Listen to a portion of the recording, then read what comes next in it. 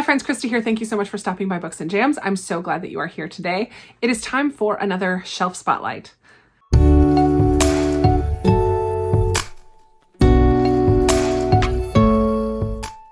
Shelf Spotlight is a video series where I take a look at my shelves and just highlight a different type of book that are on my shelves each month.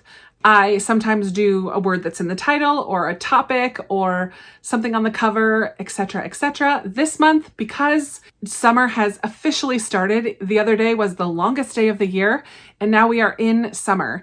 Last year, I did books that have the word sun or sunny or sunshine or summer in the title. This year, I'm going to do books that are yellow. So I just went through my shelves and I found books where the predominant color on the cover is yellow. I probably could have had a handful more, but I just chose about about 15 books to share with you. 5 that I've read and about 9 or 10 that I have not yet read. So let's just jump right in and look at some of my yellow books. The first 2 that I have are middle grade, and I have this really pretty copy. I think it is called, these are puffin books. They're not cloth bound, but they're really pretty. They're short, and this one is The Secret Garden, and I think it's stunning. This is kind of totally my aesthetic when it comes to book covers. Secret Garden is a great book to read in the spring because it's all about springing to new life, but it does have a very yellow cover, and I love it. Another yellowy cover is Measuring Up. I received this in a book box from Kim. I think it's Read It and Eat. I'll link her book box down below, her website, but this is a middle grade graphic novel. The main cover, the color on the cover is yellow. It involves this young girl from Taiwan wanting to connect with her grandmother, and she enters a cooking competition, but she's a little nervous because she really only knows Taiwanese cooking. So in the competition, she has to cook all kinds of different things, but she puts her little spin on it. It's a very cute story. I loved that. I have a fantasy, Uprooted by Naomi Novik. It's kind of a Beauty and the Beast retelling, sort of. I read this a really long time ago. Another stunning cover. One of my dear author friends, I call her a friend because I went to hear her talk one time and met her in person. So Bianca Murray, we're buddies. If You Want to Make God Laugh, set in South Africa, deals with when apartheid first ended, and it's the first time that Black people have the right to vote. And it's set right during that time period. And we follow these sisters and this young girl who comes to live with them and a baby.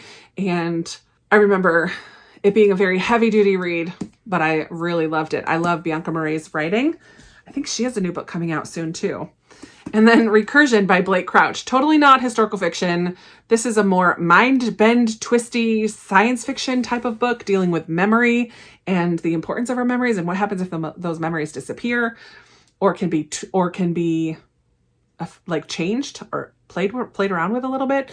Recursion, definitely a very yellow cover. So pretty. The book that got this all started is when I was thinking about what shelf spotlight I wanted to do today. I looked over on my shelves and I saw Jodi Picoult's book, The Book of Two Ways, which is a huge, like, rays of the sun there. I'm like, ooh, yellow books.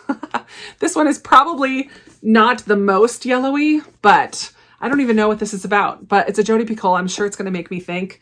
Yeah, this is one of her newer releases. It came out in 2020. Everything changes in a single moment for Dawn Edelstein. She's on a plane when the flight attendant makes an announcement. Prepare for a crash landing. The shocking thing is that Dawn's final thoughts are of a man that she saw 15 years ago. Dun, dun, dun. Maybe a sliding doors type of a thing. Like when she crashes, does she go back in time? Like 2 possible outcomes? I'm not sure. We'll see. Float Plan. Oh, I need to work on this sticker. By Trish Dollar. Has a very summery yellow cover. And I believe this is about a woman who loses her husband. They had made plans to go sail around the world.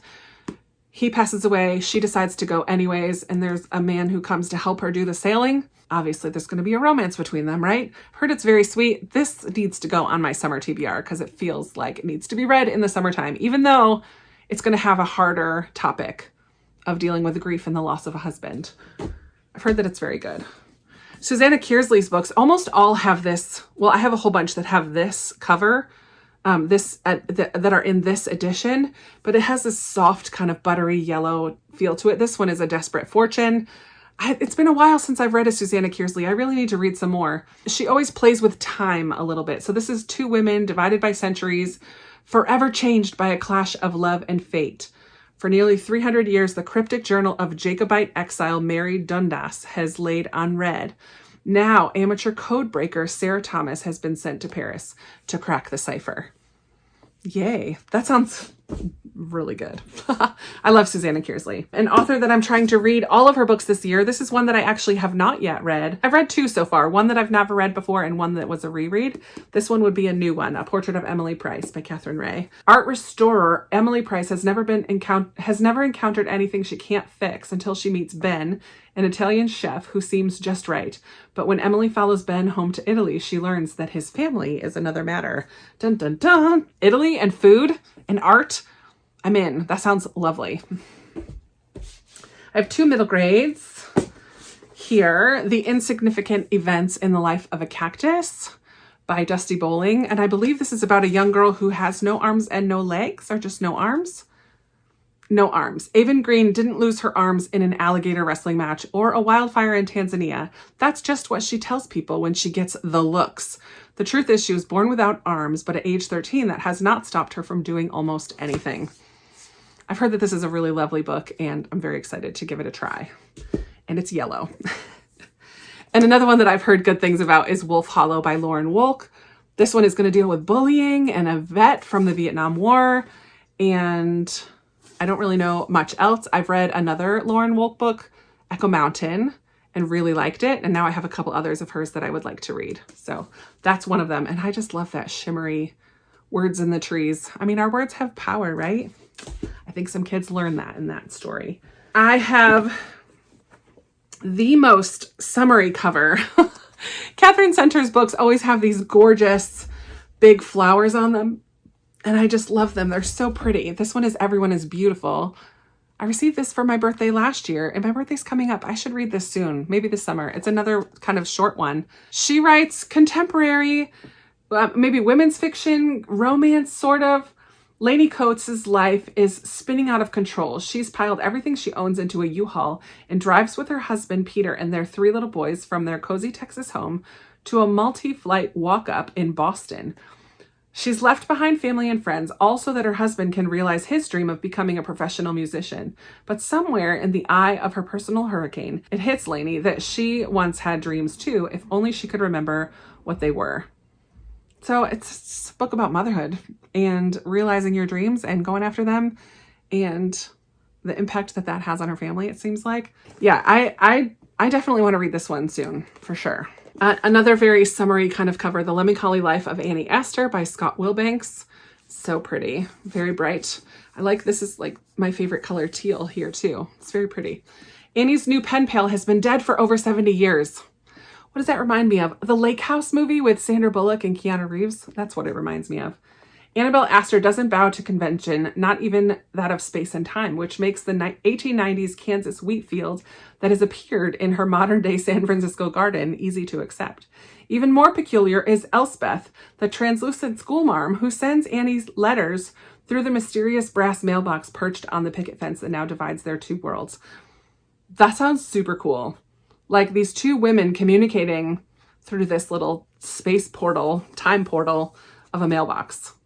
Very cool. I'm intrigued. I'm intrigued by that one.